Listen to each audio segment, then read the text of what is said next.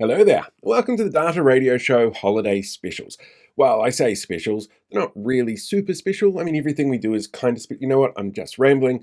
Here's what's going on. Over the holiday period, we're going to be releasing content every day that's been created by Notebook LM, which is a tool that Google has that basically takes a whole bunch of information and finds a way to disseminate it in a really simple way for people to understand and then present it as a podcast. So we're giving it a bit of a test based on our Data Pro newsletter, which is completely free to sign up to. You can do that. It's in the description down below if you haven't done so already. So we've taken our newsletters from throughout the year and we've created these podcast episodes using Notebook LM. It's a really fascinating experience to see how they differentiate the information that's in there. So have a listen, see what you think of it, and don't forget to subscribe, share, tell everybody about what's going on, but also make sure that you spend some time to yourself these holidays and enjoy the season. We'll be back soon with some fantastic new episodes, but until then, check out this one. Hey everyone, and welcome back. Today we're going to be doing a deep dive into something pretty cool. Oh, yeah. Yeah. Oh, AI and data engineering. sounds interesting. Yeah, and specifically we're going to be looking at how it's transforming these ETL processes. ETL. Yeah. What's that stand for again? Yeah, ETL stands for extract, transform, load. And it's basically like Oh, right. all that behind the scenes work that, makes data actually usable for like analytics, for Yeah. business decisions, all that kind of stuff. Gotcha. And we've got a couple of really interesting articles from datapro.news that we're going to be looking at. Okay. And then also like a really fascinating historical case Cool. that kind of ties into all this. Can't wait. So yeah, should we just jump right in? Let's do it. Okay. So ETL, it's basically the foundation for, making sense of all that raw data that's out there. It is. It's like imagine you have a sculptor, and they have this giant block of marble. You can't just immediately start making a masterpiece. You have to, chip away the excess, shape it, and then polish it. Yeah. That's basically what ETL does for data. That's a perfect analogy. Thanks. And what's really amazing is that AI is now like stepping in Yeah. to make that whole sculpting process even more efficient. For sure. And datapro.news actually highlights 10 ways AI is impacting ETL. Mm. And some of them are like pretty mind-blowing. Yeah, they are really cool. Yeah. One of the biggest things that I think is really cool is AI's ability to just take on all that unstructured data. Oh, yeah. That's a good point. Traditionally, ETL processes really just relied on structured data, Right. neatly organized in rows and columns. Like in a spreadsheet or something. Exactly. Yeah. But so much valuable information lives in these unstructured formats, like Yeah. emails or social media posts or even audio recordings. So how does AI like pull insights from something like as messy as like, say, a Twitter thread? Well, that's where like the magic of AI comes in. Using, these advanced techniques like natural language processing, AI can actually like understand the context and meaning within these unstructured data sets. Oh, wow. Yeah, it's amazing. So imagine being able to analyze customer sentiment from like thousands of tweets or extract like key information from a mountain of emails. It's like having this AI assistant that can just like sift through all the noise and just pinpoint the nuggets of gold that are hidden within. That's incredible. It's really cool. It sounds like it could totally transform how businesses gather and analyze data. Exactly. And it's not even just about gathering more data. It's about improving the quality of the data. Yeah. AI is really good at data cleansing, which is basically like identifying and correcting errors. Oh, okay. Think of it like an AI spell checker for your data, Okay, got it. making sure that the information is accurate and reliable. So it's like cleaning it up before it even gets used. Exactly. Okay, that makes a lot of sense. Yeah. What about the transform part of ETL? How is AI changing, like how data is prepared for analysis? AI is making data transformation like way smarter and more efficient. Okay. And one way it does this is through predictive modeling. So AI algorithms can look at all this historical data Right. and predict future trends or behavior. Oh, wow. So this allows businesses to like make proactive decisions based on all these data-driven insights. So instead of just reacting to what already happened, Exactly. AI is allowing you to like Anticipate what's coming next. Precisely. So let's say you work in retail. An AI-powered ETL process could like look at your past sales data, weather patterns, Interesting. even social media trends to try to predict the upcoming demand for certain products. Oh, wow. And then that allows you to optimize your inventory, your staffing, your marketing efforts to maximize profits. That's a great example. It seems like AI is really taking the guesswork out of data analysis, It is. giving businesses like a real edge over the competition. For sure. And the best part is that these AI-powered ETL processes are constantly learning and improving. They're not just static systems. They adapt and evolve as they're processing more and more data. It's kind of like you have an employee that just gets better and better at their job over time. Oh, that's great. This all sounds incredibly promising. It is. But I'm curious, are there any potential downsides or challenges that we need to consider when we're integrating AI into these ETL processes? Yeah, that's a really good question. Yeah. One challenge, I think, is that you need specialized expertise. Okay. Implementing and managing these AI-powered ETL systems requires a deeper understanding of AI concepts and technologies. Okay. So this might mean that data professionals need to upskill or businesses need to bring in AI specialists Right. to really get the most out of these systems. So it's not just like a plug-and-play solution. Not really. You don't- need to put some work in. Gotcha. Another important thing to think about is data security and privacy. With AI processing huge amounts of sensitive data, you really have to have these robust security measures in place to prevent any breaches or protect confidential information. Right. Yeah, because there's so much more potential for data to be mishandled or get into the wrong hands. You really have to think about that stuff. Okay. Those are definitely really important factors to keep in mind. Yeah. But overall, it seems like the potential benefits of AI for ETL Yeah. probably far outweigh the challenges. I definitely think so. I think AI is going to continue to revolutionize data engineering and make data more accessible, more reliable, and insightful than ever before. That's great. And it's not even just about efficiency. It's about unlocking the true power of data to drive innovation and solve complex problems. And that actually brings us to a pretty fascinating story Oh, yeah? about some potential pitfalls of AI when we don't take ethical considerations and data diversity into account. Oh, okay. So we're going to be looking into the history of something called the Kodak Shirley card and how it kind of inadvertently shaped the way that AI sees the world. Interesting. Yeah, it's a powerful example of how even seemingly insignificant choices can have a really lasting impact on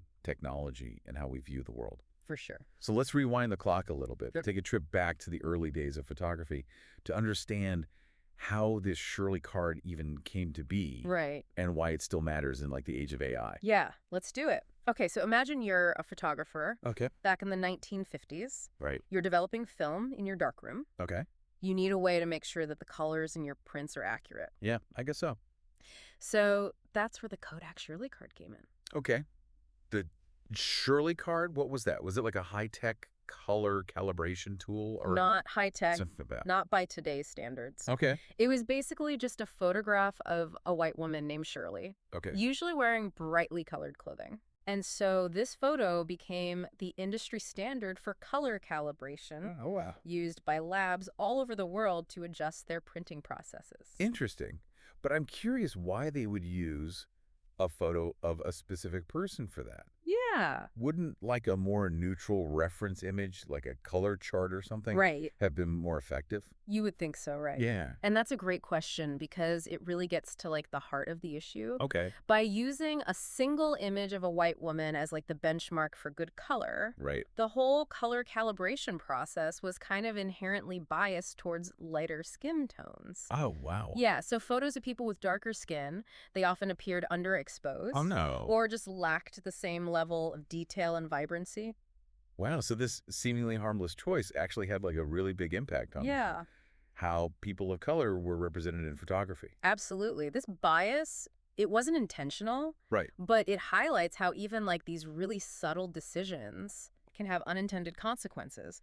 And what's really fascinating is that this bias that's rooted in the analog world of film, it actually carried over into the digital age of AI. So you're saying that this Shirley card bias somehow influenced modern AI systems? In a way, yeah. Think about how AI actually learns. Right. It's trained on all these massive data sets Okay. of images or text or other information. Okay. And if those data sets are skewed or incomplete, Uh-huh. the AI is going to inherit those biases. Oh, that makes sense, yeah. And in the case of image recognition, a lot of the early training data sets were probably based on photos that were influenced by the Shirley card's legacy. Okay, so AI systems that are trained on these biased data sets might actually have difficulty accurately identifying or representing people with darker skin tones. Yeah. It can happen. That's a bit unsettling. It is, and it can have some real-world implications. Yeah. Imagine facial recognition software being used by law enforcement that struggles to accurately identify people of color, or AI-powered systems in healthcare that misinterpret medical images based on someone's skin tone. Right. Those are serious consequences. Definitely. Are there any like real-world examples of this bias playing out? Oh, there have been some big ones. Back in 2015, Google's image recognition algorithm made headlines because it misidentified Black people as primates. Oh my gosh. It was a huge mistake. Yeah. And it exposed this really deep-rooted bias in AI systems. That's really disturbing. What was Google's response to this? Did they fix the underlying bias in the data that they used? Well, they didn't at first. Their solution was just to disable the primate recognition altogether. What? Yeah. It wasn't until years later, the New York Times actually reported on it in 2023. Oh, wow. That this issue kind of resurfaced and people realized that the problem hadn't really been solved. So they kind of just swept it under the rug. They did. That doesn't really seem like a long-term solution. No, it's not. It shows how important it is to not just acknowledge bias, but actually put the work in to mitigate it. Yeah. And it's not just about like technical solutions. It's also about having diverse teams of developers and researchers who can actually identify and address those potential biases during like the design and development process. That's a great point. This makes me wonder, how widespread is this issue of bias in AI? Yeah. Is it just in image recognition, or does it go beyond that? It's definitely a pervasive issue. It affects many areas of AI. Okay. Research has actually shown that Black and Asian faces are misidentified 10 to 100 times more often than white faces by these AI systems. Oh my gosh. And this disparity is even worse for women. Really? Especially Black women. Wow, those statistics are alarming. They are. It's clear that we need to be way more aware of this issue and take steps to address it. We do. But how do we even start to tackle such a complex problem? Well, one really important step is to recognize that data is not neutral. Oh, okay. It's like a reflection of our world Right. with all of its inherent biases and inequalities. Yeah. So when we're building AI systems, we need to be incredibly mindful of the data that we're using to train them. So it's not just about having a lot of data, but making sure that data is diverse. Exactly. And actually represents the population that it's serving. We need to go beyond just using whatever data sets are convenient Mm-hmm. and actually actively look for data that reflects the full range of human diversity. Yeah. This means including people of all different races, ethnicities, genders, ages, socioeconomic backgrounds. And that makes a lot of sense. Yeah. But collecting that data is just the first step, right? We need to make sure that it's used ethically and responsibly as well. That's right. We need to develop guidelines and standards for ethical AI development. Right. Things like transparency, Uh-huh. accountability, fairness. Okay. AI systems, they should be designed in a way that allows us to understand how they're making decisions. And to hold them accountable for any unintended consequences. That makes sense. So this all sounds like a really monumental task. It is. Are there any organizations or initiatives that are like working on this? Yeah. What can people do to contribute to a more ethical and inclusive AI future? It really does seem like we're at like a crossroads with AI. Like it has so much potential It does. to really improve our lives, but we need to make sure that we're like steering it in the right direction. Definitely. And there's actually so many amazing organizations and initiatives like popping up all over the world that are really focused on building ethical AI. Oh, that's awesome. Groups like the AI Now Institute and the Partnership on AI are doing fantastic work in research, advocacy, creating guidelines for responsible AI development. So they're really like trying to set some standards for exactly how AI should be used. Is important. That's encouraging. What about just like individuals though? Yeah. What can we do to make sure that AI is used for good? Well, I think a lot, actually. Okay. It starts with awareness. Like, just learn about how AI works. What are its limitations? Yeah. Where is it being used in your everyday life? Okay. The more you understand about AI, the better equipped you'll be to spot those potential biases and, advocate for change. So like do your research, stay Yes, that's informed, all that good stuff. Yeah, and be a critical consumer of information. Don't just take everything an algorithm throws at you. Right. Like, Yeah. question those recommendations that you see online. Yeah, that's a good point. Consider different perspectives, look for different sources of information. So don't just let AI do all your thinking for you. Exactly. You got to stay engaged and really be an active participant in shaping the digital world around you. I like that. Yeah. What else? Oh, and don't be afraid to, like, speak up. Oh, yeah. Good point. Support companies and organizations that are committed to Right. these ethical AI practices. Challenge the ones that aren't. Right. The collective voice of consumers Yeah. can have like a really powerful impact Yeah. on how AI is developed and deployed. Yeah. So it's like a combination of like educating yourself, Yes. being aware, and then also like taking action It all works together. to try to make a difference. We can all contribute. It sounds like the main takeaway here is that we all have a role to play We do. in shaping the future of AI. Absolutely. The future of AI, it's not predetermined. It's a story that we're all writing together. I like that. Yeah. One line of code, one data set, Yeah. one ethical decision at a time. This has been like a truly fascinating deep dive.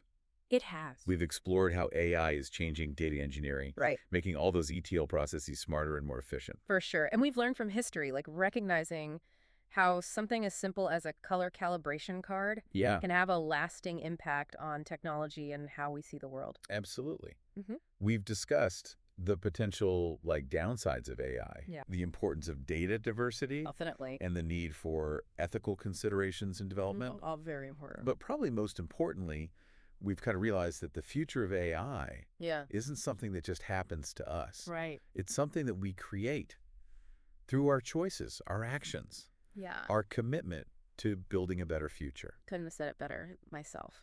That's a great message to end on. Thanks for joining us on this deep dive. And as always, keep those questions coming. Always learning.